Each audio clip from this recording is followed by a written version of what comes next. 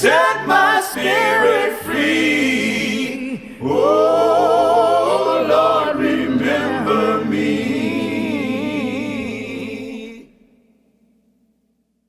Well, welcome to our second session on the Book of Judges, following on from the introduction that we did a couple of weeks ago. Hopefully, you're beginning to engage with this particular book. It is an amazing book, but a very challenging book too.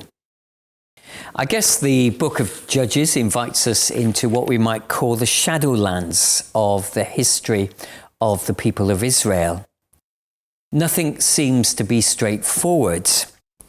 We have this endless cycle of despair and punishment, which of course is the result of disobedience, and then interspersed with a number of heroes and heroines who often respond in ways that surprise us, even might appall us. And then you have this return to disobedience, despair, and punishment again.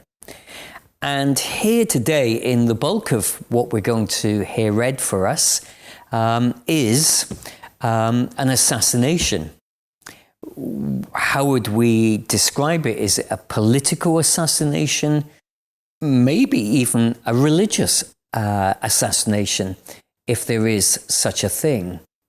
So I'm going to read today. I'll give my friend David a bit of a rest this week and hopefully re-engage with him soon.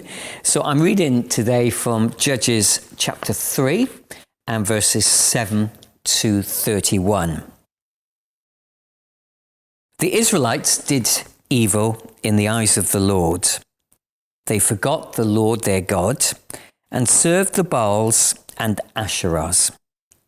The anger of the Lord burnt against them. So he sold them into the hand of Cushan-Rishathaim, king of Aram-Naharaim, to whom the Israelites were subject for 8 years. But when they cried out to the Lord, he raised up for them a deliverer, Othniel, son of Kenaz, Caleb's younger brother, who saved them. The Spirit of the Lord came upon him, so he became Israel's judge and went to war. The Lord gave Cushan-Rishathaim, king of Aram, into the hands of Othniel, who overpowered him. So the land had peace for 40 years, until Othniel, son of Kenaz, died. Once again, the Israelites did evil in the eyes of the Lord, and because they did this evil, the Lord gave Eglon, king of Moab, power over Israel. Getting the Ammonites and Amalekites to join him, Eglon came and attacked Israel and took possession of the city of palms. The Israelites were subject to Eglon, king of Moab, for 18 years. Again, the Israelites cried out to the Lord, and he gave them a deliverer, Ehud, a left-handed man, the son of Gera, the Benjamite. The Israelites sent him with tribute to Eglon, king of Moab. Now Ehud had made a double-edged sword, about 1.5 feet long, which he strapped to his right thigh under his clothing. He presented the tribute to Eglon, king of Moab, who was a very fat man. After Ehud had presented the tribute, he sent on their way the men who had carried it. At the idols near Gilgal, he himself turned back and said, "I have a secret message for you, O king." The king said, "Quiet," and all his attendants left him. Ehud then approached him while he was sitting alone in the upper room of his summer palace and said, "I have a message from God for you." As the king rose from his seat, Ehud reached from his left hand, drew the sword from his right thigh, and plunged it into the king's belly. Even the handle sank in after the blade, which came out of his back. Ehud did not pull the sword out, and the fat closed over it. Then Ehud went out to the porch. He shut the doors of the upper room behind him and locked them. After he had gone, the servants came and found the doors of the upper room locked. They said, "He must be relieving himself in the inner room of the house." They waited to the point of embarrassment, but when he did not open the doors of the room, they took a key and unlocked them. There they saw their Lord fallen to the floor dead. While they waited, Ehud got away. He passed by the idols and escaped to Serah. When he arrived there, he blew a trumpet in the hill country of Ephraim, and the Israelites went down with him from the hills, with him leading them. "Follow me," he ordered, "for the Lord has given Moab, your enemy, into your hands." So they followed him down, and taking possession of the fords of the Jordan that led to Moab, they allowed no one to cross over. At that time, they struck down about 10,000 Moabites, all vigorous and strong. Not a man escaped. That day, Moab was made subject to Israel, and the land had peace for 80 years. After Ehud came Shamgar, son of Anath, who struck down 600 Philistines with an ox goad. He too saved Israel.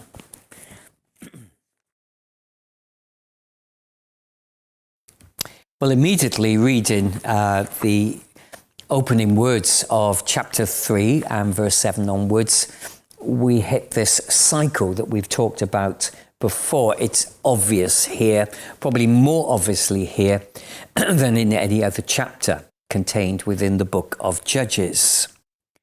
In the eyes of the Lord, Israel had breached their covenant promises.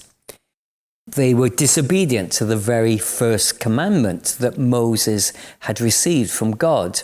They were to have no other gods before him. And they had more than deviated. They had completely turned around from the true worship of Yahweh, their God, and they began to worship the gods of the Canaanites. The name Baal or Baal is a familiar one to us throughout the Old Testament. And the name simply means Lord or owner. Baal was a Semonite god or a Phoenician god who became very associated, very tied into fertility practices. Of course, agriculture was fundamental to life at that time. And Baal was seen as the one who brought about fertility, the reproduction of the soil into producing a harvest on which everyone was dependent. But beyond that, it had also developed in a different direction, and that was into the whole understanding of human reproduction. And so, within the worship of Baal, prostitution at the shrines was a very familiar and everyday occurrence. The Asherah was again a pole, but it was a representative, a symbol of a Sumerian fertility goddess, again associated with the fertility cycle. So both these gods were tied into the whole system of growth and harvest, and of course that linked into very strong held views on the nature of reproduction. Again, all of this would have been tied into shrine prostitution, which was very familiar at that time. The cycle, of course, continues in response to the breach of the covenant promises of his people, Israel. God acts in righteous judgment, and the people are brought under oppression. They are subjected to the dominance of foreign powers those nations, those remnants that they never ever seemed to rid the land of at that time in response to what God had actually asked of them. Well, for 8 years, they're persecuted and downtrodden. And then they cry out to God. And it's God who sends to them Othniel. The word or the name means a bringer of justice. And he comes and he saves them. And again, the link here is made with Caleb, again rooting it back into the very early days of the occupation of the land. The outcome of that was that led to peace for a period of around about 40 years. What we have here are very sketchy details, shorthands, but of course what we're presented with here is the fundamental motif of the whole book, that cycle that continues throughout the book of Judges. And of course, not only is a cycle, but it's a downward spiral in the same way. Things become worse and worse as we go on into the book itself. It also highlights something of God's mercy and his grace. And of course, it highlights for us the importance of good and godly leadership.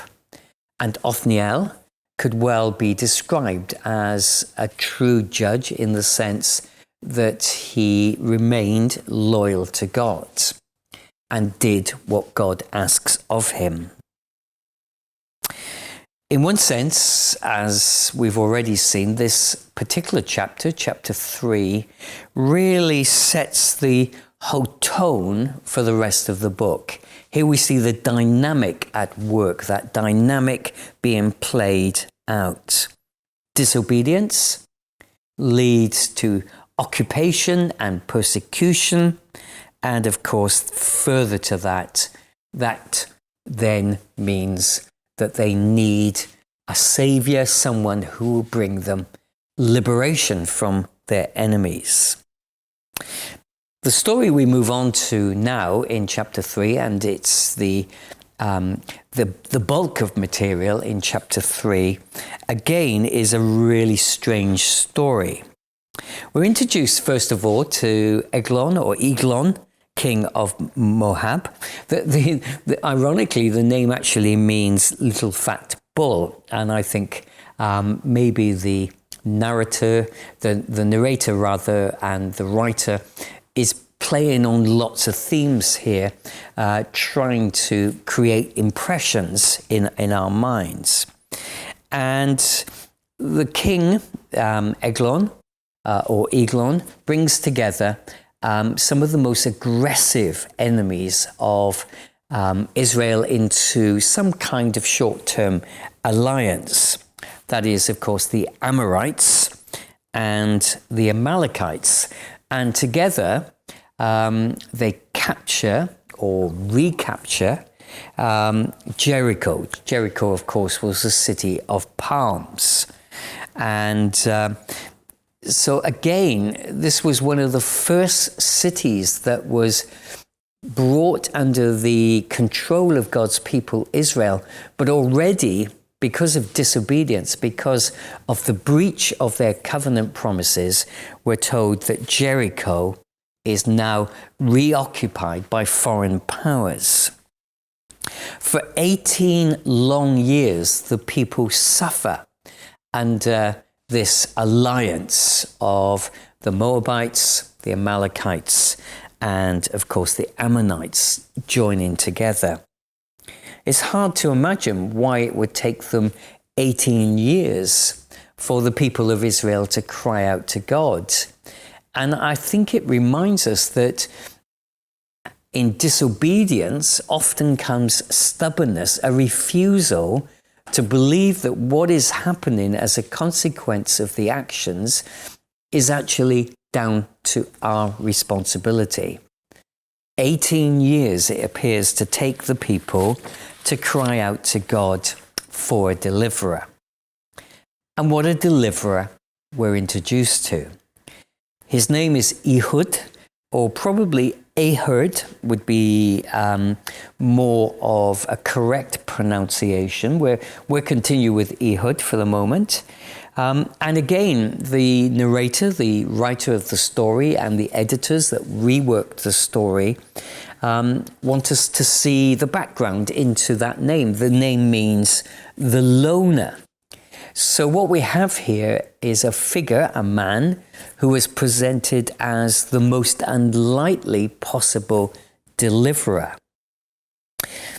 It would appear that the reason why Ehud is referred to as left-handed is not necessarily that was his natural state, but that he'd actually physically lost the use of his right hand. In other words, he has had to now begin to use his weaker hand rather than what would have been from birth his stronger hand. The irony that's being presented by the writer here, by the author, is that he's from the tribe of Benjamin. And of course, the tribe of Benjamin literally means the son of the right-handed one. So you can see there's a playfulness about this story, and later on we'll see some of the more humor, even if it's the kind of humor that may leave us feeling quite uncomfortable. Nonetheless, there's character in this story that we need to just get below the surface to discover for us.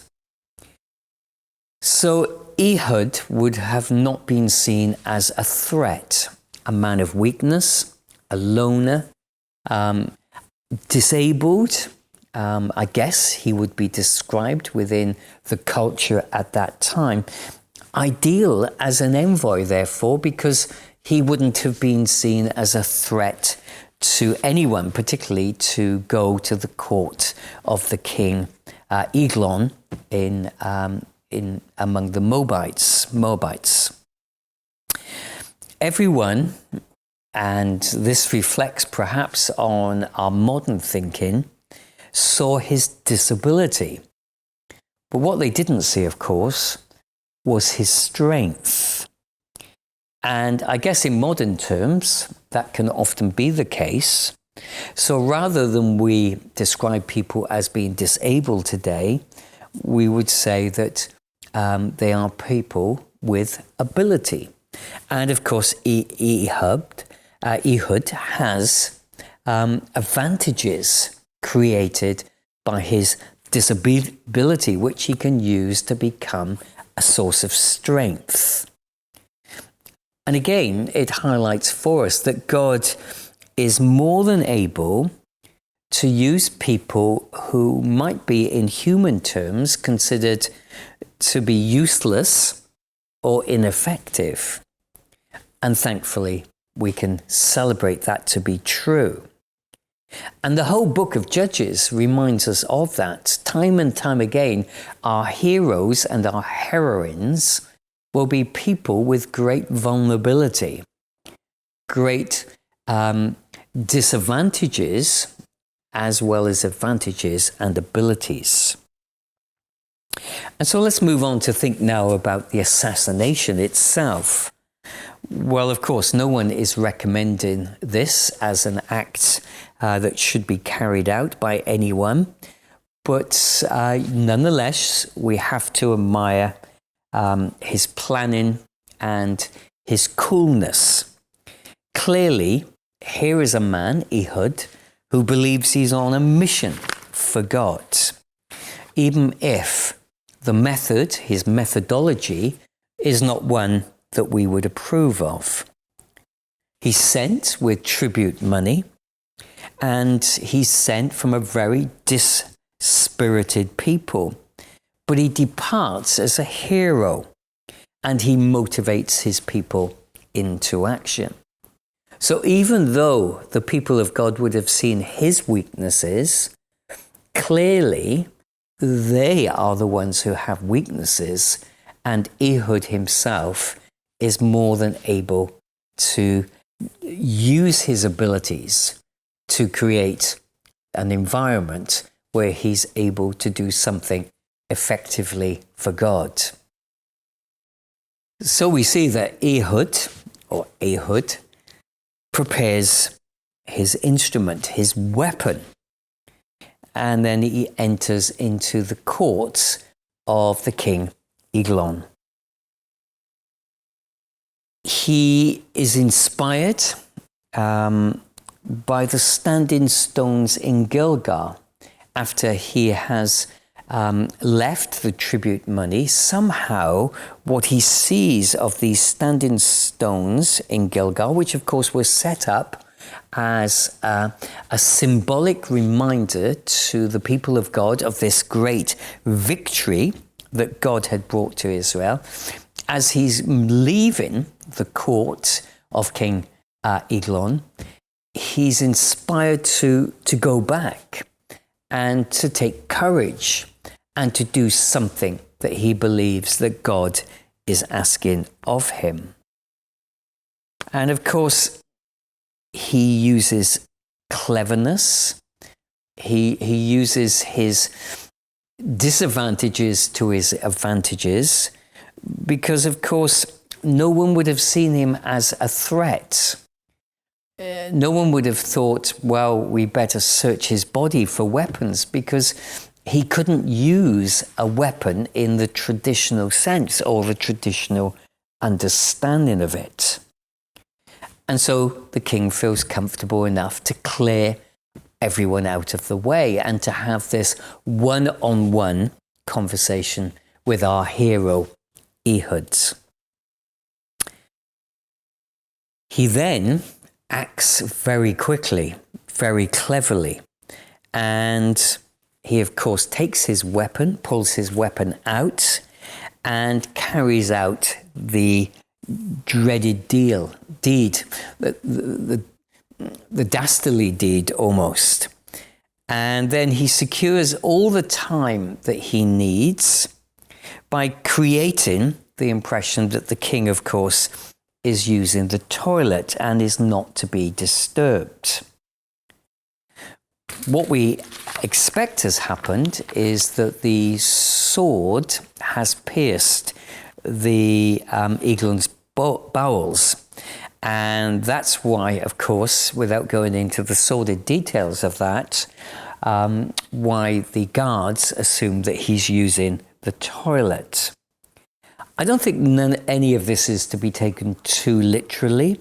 I think the writer here is playing around with a lot of interesting names and trying to get across to us something of the way that God is capable or able or willing to use the most unlikely sources to carry out his will. It's humor. There's humor here. The descriptives that are being used by the writer, it may well be not the kind of humor, could call it toilet humor if you want to, but all of it is meant to ridicule the king himself, the king of Moab. And I think that's what the writer's trying to do. He's trying to carry out or tell us a story that really is ridiculing the power of those who think that they can thwart the will of God. In other words, the key message that we can take out of this passage, even with all its humor, perhaps rather macabre humor, nonetheless, the essential message is no king, no alliance can stand fully in the way of God's purposes. There can be only one outcome because ultimately there is only one king. And of course, the outcome of this is that Ehud is able to inspire his own people to take courage and to rout the Midianites. Again, the scale of the carnage that takes place reminds us powerfully that oppression begets violence. The more oppressive you are towards others, the more likely it is that you will spurn violence, bring about a violent end to your own rule and control. It's not to justify the violence, it's merely to explain why that outcome has been inevitable. Let's think a little bit about what we might call the left-handedness of God. Of course, throughout Scripture, God is pictured in many different ways, in very human terms at times. And of course, when we are introduced to the hand of God, it's always his right hand. It's the right hand of God. See, for example, Exodus 15 and verse 6. What this story does remind us, though, is that God is just as able to come at things from a very different viewpoint, a very different angle, if you like, from a left-handed position. The unusual, the unexpected, the unpredictable, what seems to be doomed to failure. Who is our hero, Ehud? The most unlikely of heroes. God's power can bring about success in whatever way God chooses. And sometimes he does that in ways that take us by surprise. God reveals his left-handedness. Often things like disappointment, despair, physical limitations, frustrations, and failures, God works in the midst of all of that to bring about his purposes. And of course, the cross itself is a great symbol of the left-handedness of God. Who would have anticipated the cross before it took place? And those are the core elements of this story that we really need to hold on to. Not ignoring the detail of the story, entering into some of its very explicit details, very open in the way it describes things. It invites us to gain a number of things. Firstly, that God is more than able to use the unexpected circumstance, the unexpected person. And secondly, that no one can stand in the way of God, and God will bring his purposes around. He might do that through unusual circumstances, but he will bring about his will and his purposes.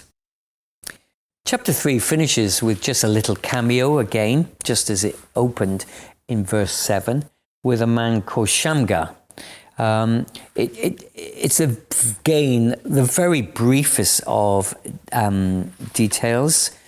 Shamgar is again seen as an instrument of God who defeats the enemies of Israel.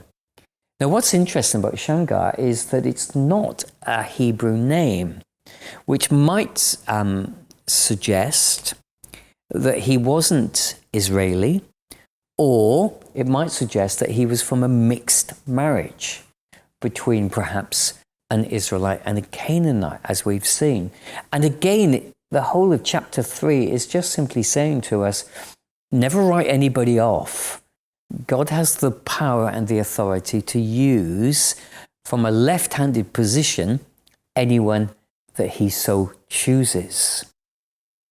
Maybe Shamgar was some kind of disposed tribal leader who took his opportunity to become a conqueror.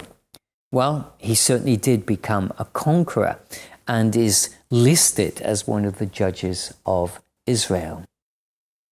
Chapter 3 is a fascinating chapter, and it takes us into areas that probably surprise us. And of course, the author, the narrator of the story, wants to surprise us. He wants us to be surprised by how God goes about things at times. And of course, to be amazed and to be thankful for it too.